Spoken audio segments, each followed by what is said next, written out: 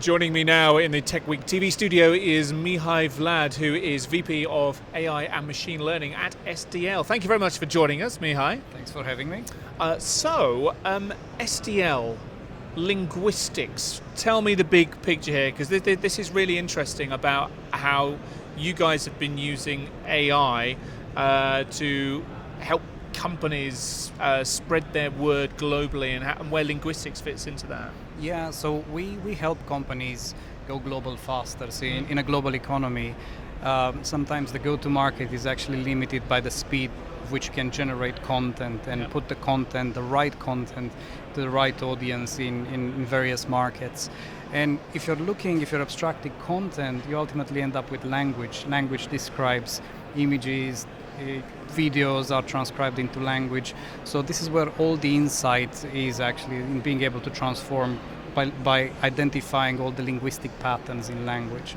And a really good example would be if you're a global brand and you want to go into a different market, like what words are you using? Are they culturally appropriate for that given market, and then multiply that with scale, and then you realize that you actually need a lot of technology to scale all this global content. So for the past 17 years we've been developing our technology to help scale this, and we develop machine learning based solutions to primarily translate the content and adapt it to these various markets.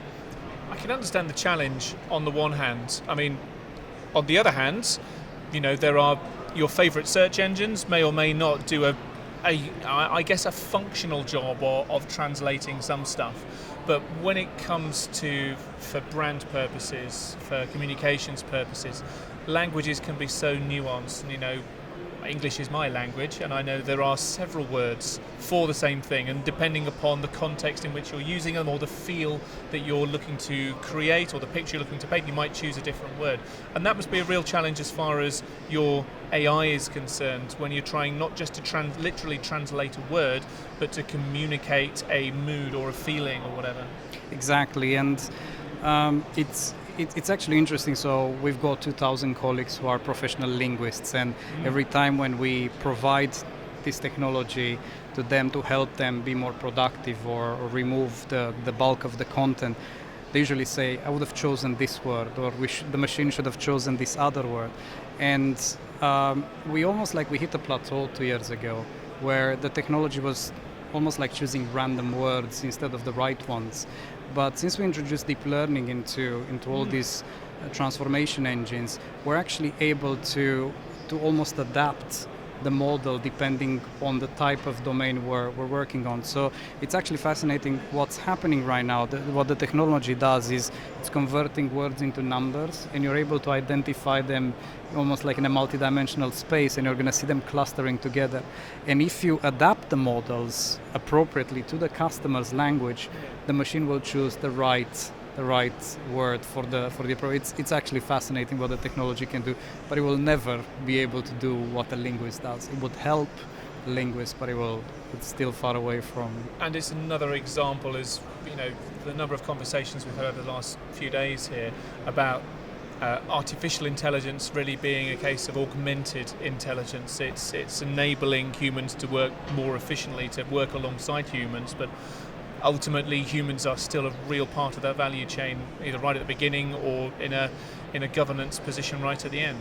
Yeah, it's we strongly believe in the collaboration between human and technology, and we see it every day. We've seen it for the past 17 years, and it was the case when the technology was nascent. It was kind of like frustrating to always correct the same mistakes, but right now we're actually able to adapt the technology to what the linguists are doing. So it's a beautiful collaboration in between human and machine, as opposed to just having the machine winning or the human winning. It's not only applicable in linguistics, it's also applicable in vision or in speech, and you're going to see that a human-aided actor or like a technology-aided actor will be much more effective. And I think Gary Kasparov is one of the people that constantly communicates that about even playing chess together with a machine. So And in terms of your journey, like you say, over the last 17 or so years, are there anything that's surprised you? You speak about how transformative deep learning was and how that was able to accelerate what you do. Have there been any other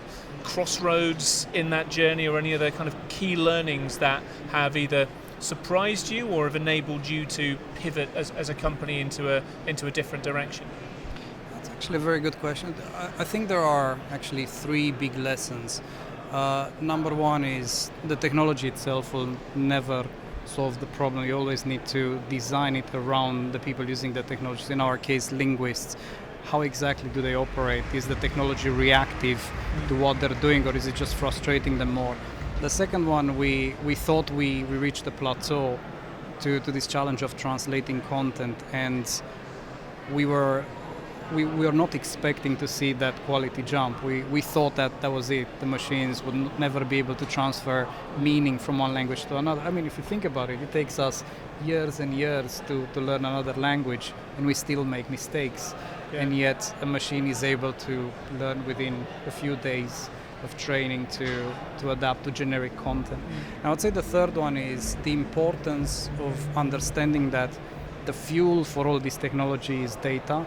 And unless you treat the data with the right level of privacy, you will lose all your customers. So data becomes a defensible barrier for a lot of our businesses. So unless we actually treat that fuel for AI accordingly, people will stop working for us and we will reach another plateau. Not because of the technology, but because of the problems we're creating by not addressing this.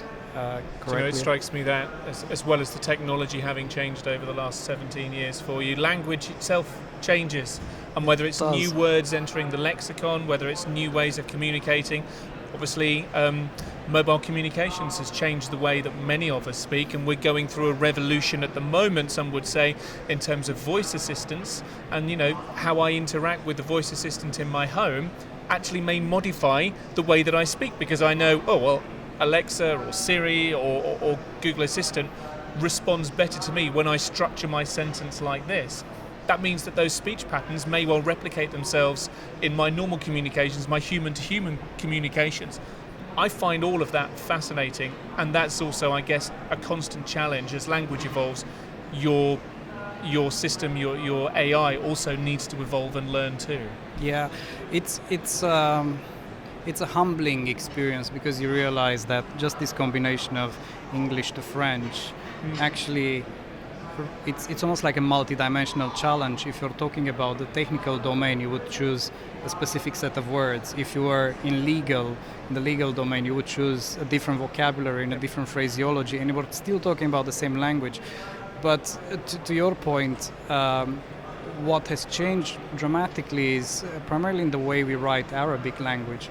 It's actually, we're starting to use alphanumerical characters to represent words. All of a sudden, it's almost like a new language. It's called Arabizi, and you need to cater for those languages. And it's almost like in reality, you're not translating from one language or transforming the content from one language to another, but you need to adapt to the style and to the tone and to the different grammar that's changing every day. But and it's obviously different generations within who speak or use a language.